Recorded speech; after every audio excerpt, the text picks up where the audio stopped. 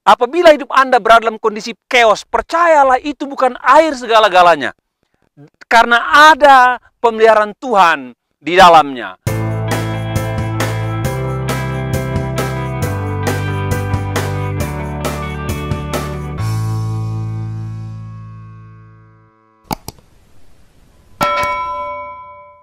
Shalom saudara, kita berjumpa kembali. Saat ini akan bawakan sebuah renungan dengan judul Karya Tuhan dalam lika-liku hidup manusia. Karya Tuhan dalam lika-liku hidup manusia. Bapak Ibu, daripada hitung-hitungan peta jalan, blueprint sebuah gedung, hidup itu lebih identik dengan sebuah puzzle katanya. Ya, daripada hitung-hitungan peta jalan, blueprint sebuah gedung yang jelas itu ya. Jelas, bisa diukur, bisa ditebak, bisa dijumlah, bisa ditambah, ketahuan angkanya. Hidup itu katanya lebih identik dengan sebuah puzzle.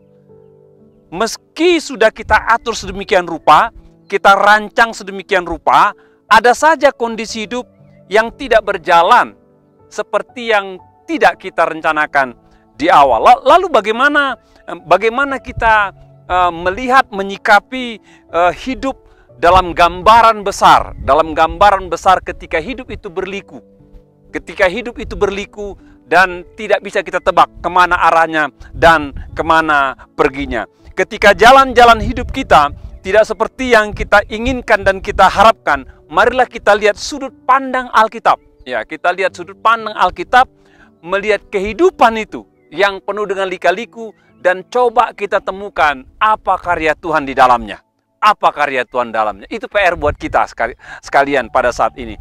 Baik, yang pertama saya akan ajak saudara untuk tiba pada kitab Habakuk, mengatakan demikian, Habakuk 3 ayat 17, sekalipun pohon ara tidak berbunga, pohon anggur tak berbuah, pohon zaitun mengecewakan, sekalipun ladang-ladang tidak menghasilkan bahan makanan, kambing domba terhalau dari kurungan, dan tak ada lembu sapi dalam kandang, namun aku akan bersorak-sorai di dalam Tuhan, beria-ria dalam Allah yang menyelamatkan aku. Dalam ayat yang ke-19 dikatakan, Allah Tuhanku itu kekuatanku, Ia membuat kakiku seperti kaki rusa, Ia membiarkan aku berjejak di bukit-bukit.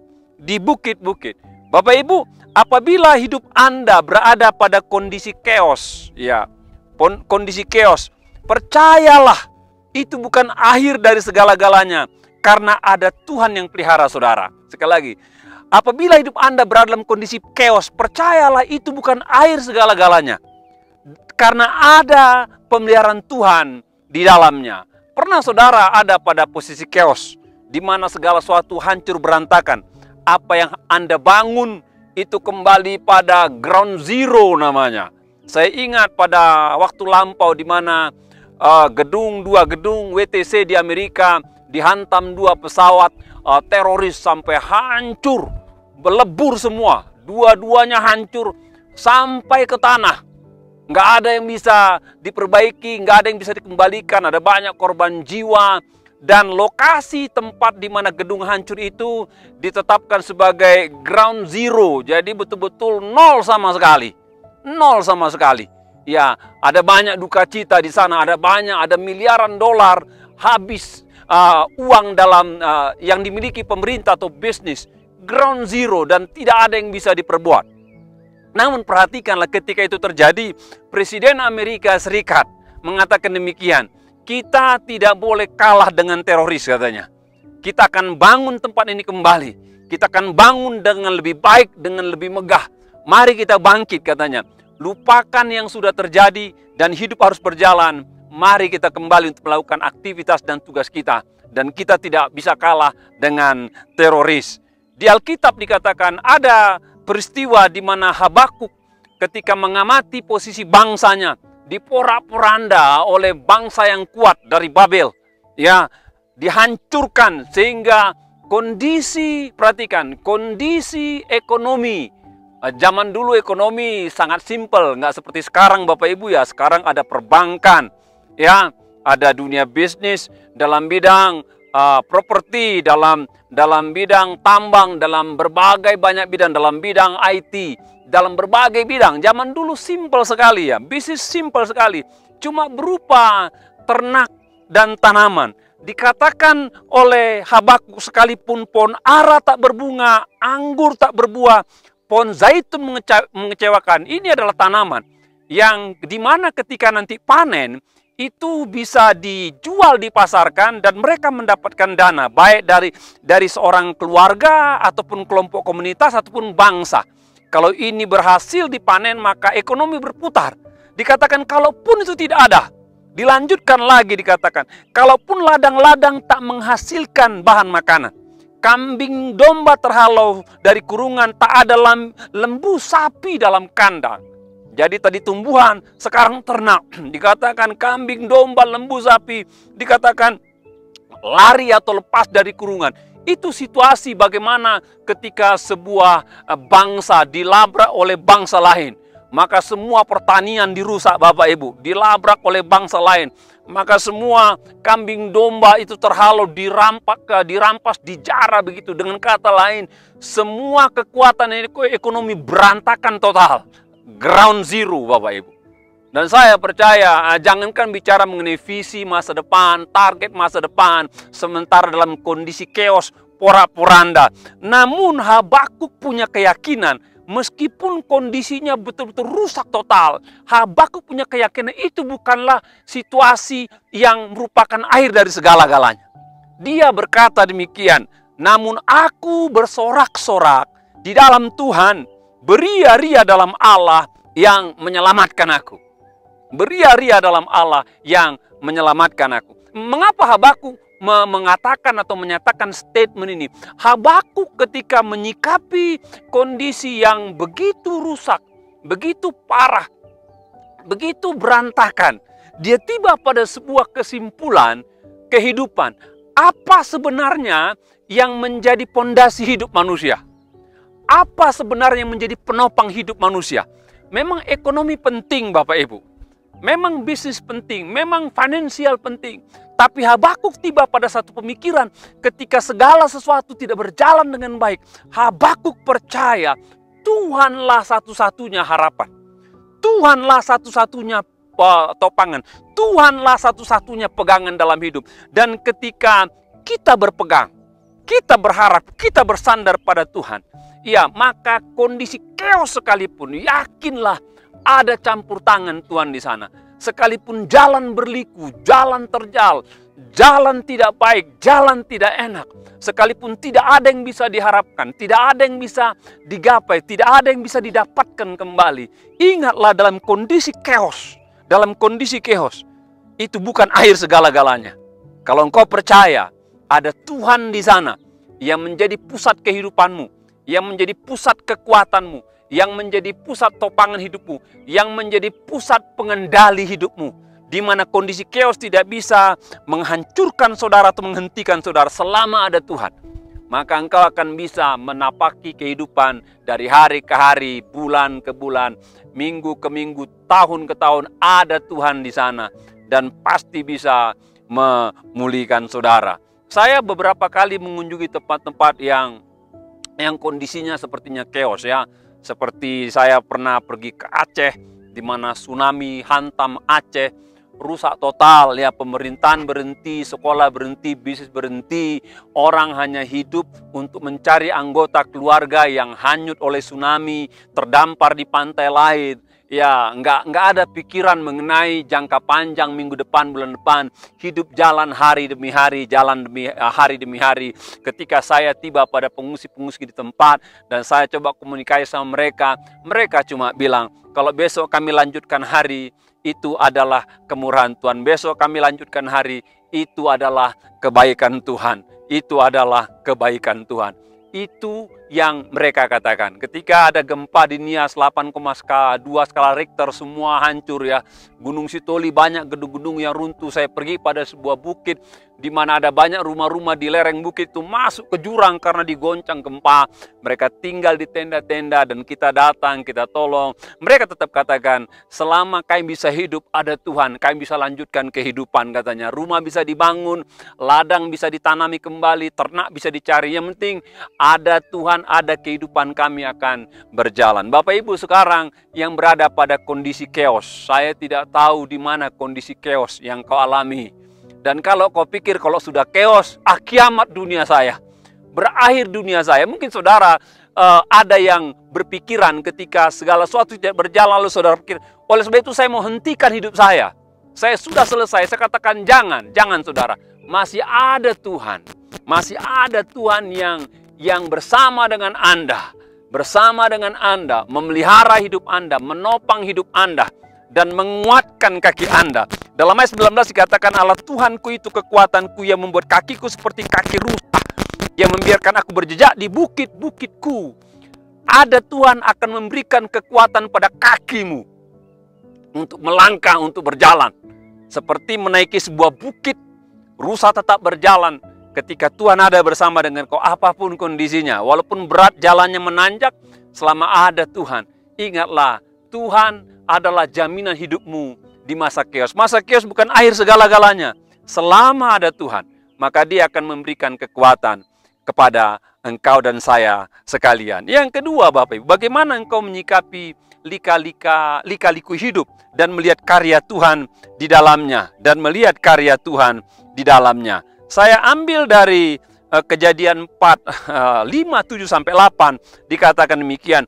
Maka Allah telah menyuruh aku mendahului kamu untuk menjamin kelanjutan keturunan di bumi ini dan untuk melihara hidupmu sehingga sebagian besar daripadamu tertolong. Jadi bukanlah kamu yang menyuruh aku ke sini, tapi Allah. Dialah yang telah menempatkan aku sebagai bapa bagi Firaun dan tuan atas seluruh istananya dan sebagai kuasa atas seluruh tanah Mesir. Tanah Mesir. Yang kedua, Bapak Ibu, meskipun hidup Anda teraniaya dan Anda tidak menyenangi posisi Anda saat ini, ya, keadaan Anda saat ini, yakin percaya masih ada tangan Tuhan yang merancangkan rencana besar bagi hidup nantinya Anda mainkan.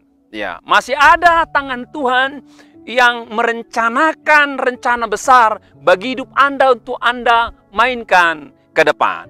Ini adalah cerita mengenai Yusuf. Yusuf anak kesayangan bagi Yakub, ya. Dia anak kesayangan. Dia dapat baju paling bagus sementara dia dalam tenda, saudara-saudaranya ada di peternakan atau di padang belantara untuk mengembalakan ternak, sehingga saudara-saudaranya iri sama dia.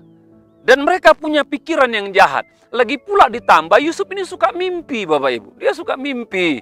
Dia bermimpi katanya. Ada 12 berkas gandum. Dia dengan saudara-saudaranya katanya. Yang 11 tunduk berkasnya kepada berkasnya. Wah, maka saudara-saudara katanya pikir ini orang kok sombong banget.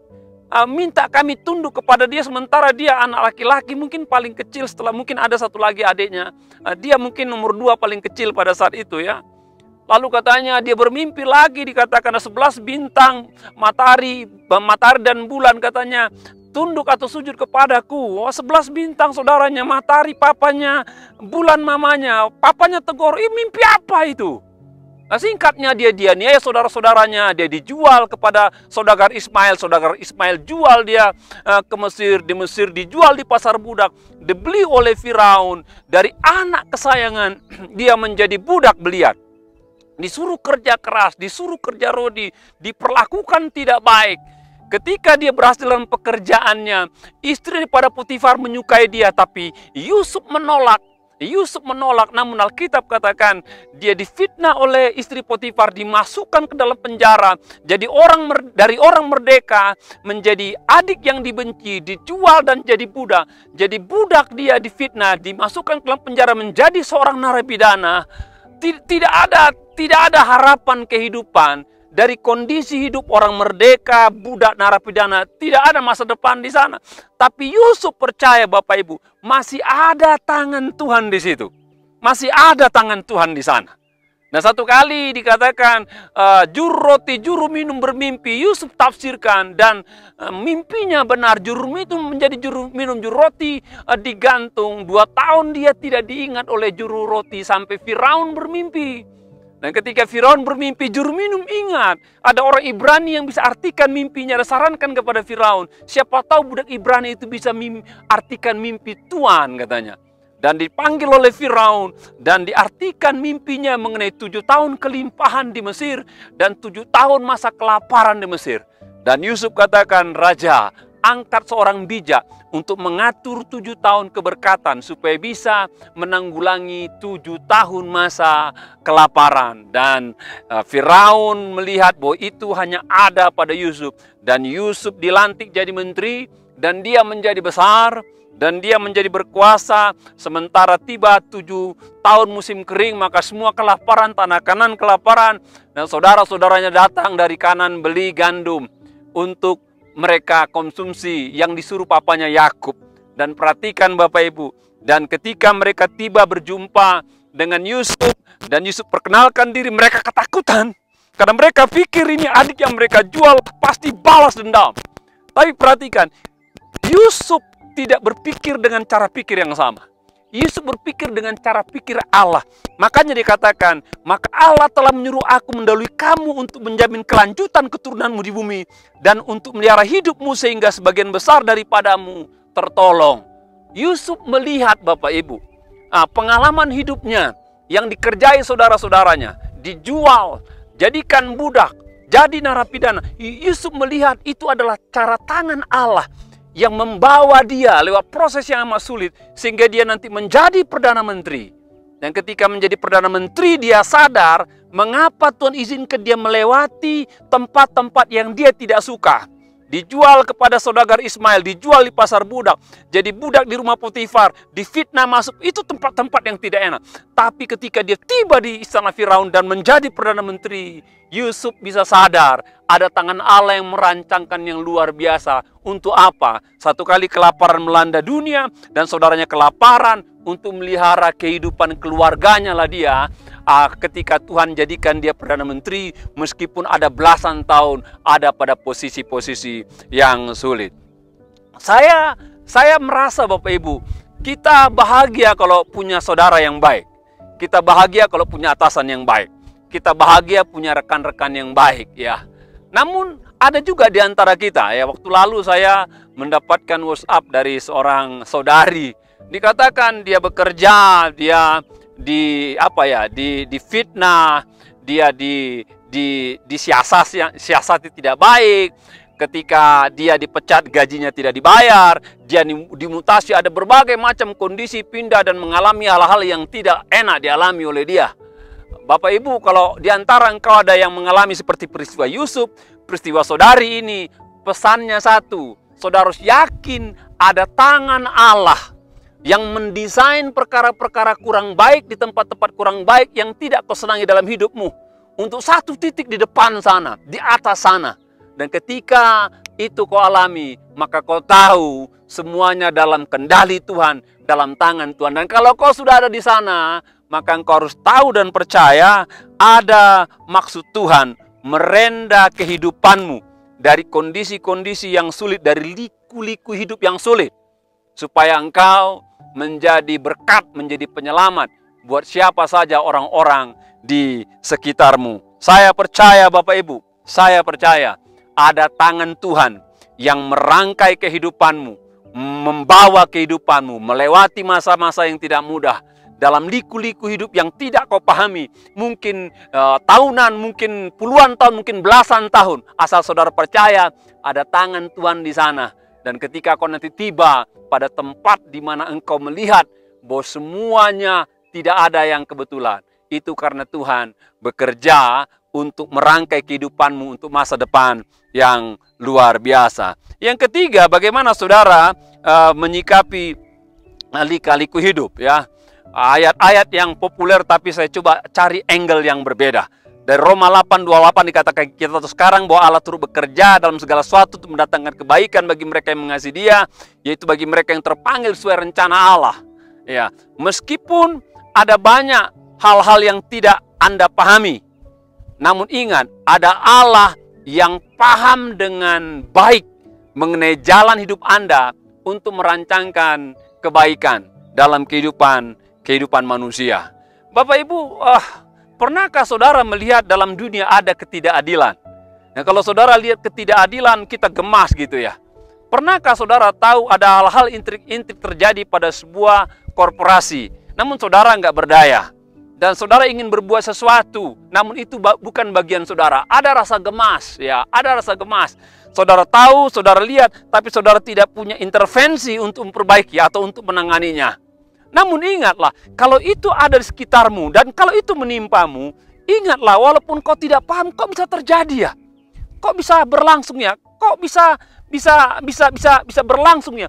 Ingatlah Bapak Ibu, walaupun kau tidak paham, ada Allah yang paham mengenai apa yang terjadi di lingkunganmu dan untuk hidupmu sendiri.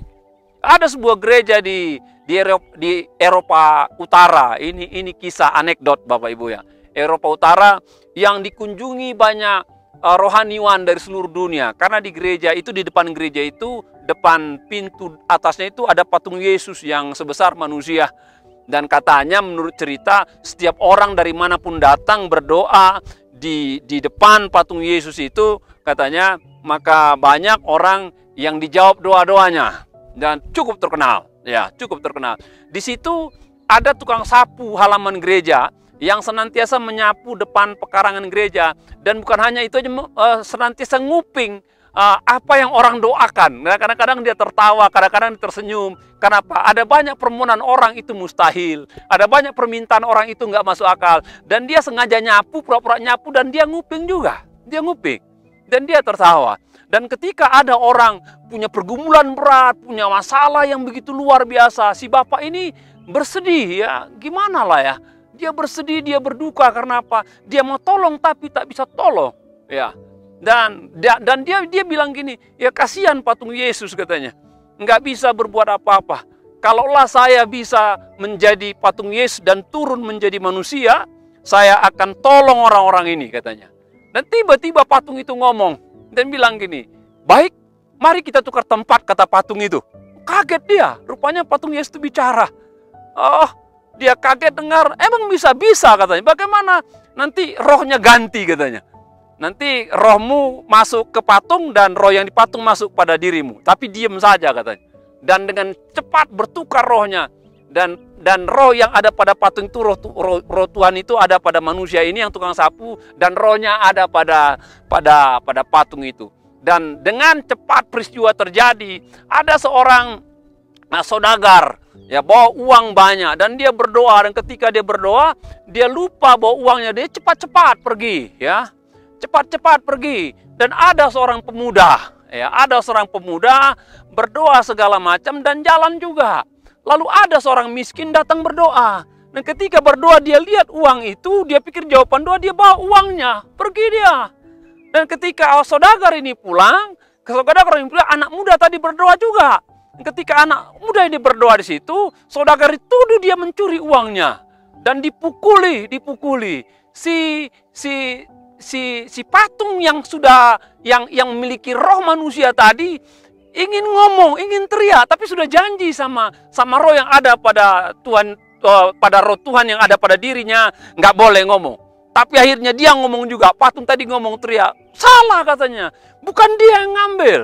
Yang ngambil adalah pengemis yang berdoa sebelum anak muda ini. Akhirnya ini perkara dibawa ke hukum, lalu bergantilah roh si tukang sapu yang adalah roh Tuhan kembali kepada patung, dan rohnya kembali kepada tukang sapu. Dan Tuhan ngomong sama dia, ini cerita anekdot. Dia bilang gini, kamu tidak cocok jadi Tuhan. Kamu tidak tahu apa-apa mengenai kehidupan manusia. Memang begitulah hidup, tapi semuanya diizinkan karena apa? Memang untuk kebaikan. Tahukah kamu, katanya, bahwa kenapa tinggal uang yang saudagar tadi doakan bawa? Karena itu saudagar itu penipu dan ingin bawa duitnya berjudi supaya dia menang. Makanya saya izinkan tinggal, katanya. Mengapa anak muda tadi itu dipukuli, katanya?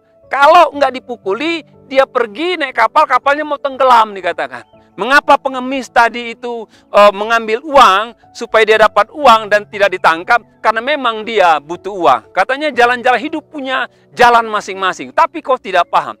Namun ingatlah segala sesuatu terjadi itu dikendalikan oleh Tuhan. Dan semua punya tujuan untuk kebaikan. Bagi orang besar, bagi orang muda, buat orang kekurangan. Dengan jalan hidup masing-masing. Tuhan punya maksud bagi mereka. Sekalipun kacamata kita manusia tidak melihat keadilan di sana, namun Tuhan yang tahu segala sesuatu. Bapak Ibu, saya tidak tahu posisi hidupmu. Apakah kau pernah berlimpah ditipu? Ataukah seorang pengembara, seorang pemuda yang sedang belajar sulit? Apakah engkau ekonomi sulit dan kau kekurangan? Dimanapun kondisi hidupmu, yakinlah tangan Tuhan masih bekerja, karya Tuhan masih bekerja untuk mendatangkan kebaikan bagi orang yang percaya kepada Tuhan. Kiranya engkau bisa memahami lika-liku hidup yang kau jalani dan ada karya Tuhan. Kalau hidupmu chaos, ingatlah enggak segala-galanya. Ada Tuhan di sana dan pelihara hidupmu. Kalau hidupmu berada pada tempat-tempat yang tidak kau senangi dan kau teraniaya, ingatlah itu bukanlah jalan hidupmu yang sesungguhnya. Itu bisa dipakai oleh Tuhan, direnda oleh Tuhan untuk hidupmu di masa mendatang, engkau menjadi berkat. Kalau engkau tidak paham mengenai kondisi kehidupan, ada ketidakadilan, ada ketidakbenaran yang kau lihat tapi kau tidak bisa intervensi atau kau alami dalam hidupmu, yakin percaya bahwa Tuhan mengizinkannya, mengerjakannya pasti untuk mendatangkan buat saudara dan bagi semua kita. Kiranya renungan ini memberkati saudara. Tuhan memberkati.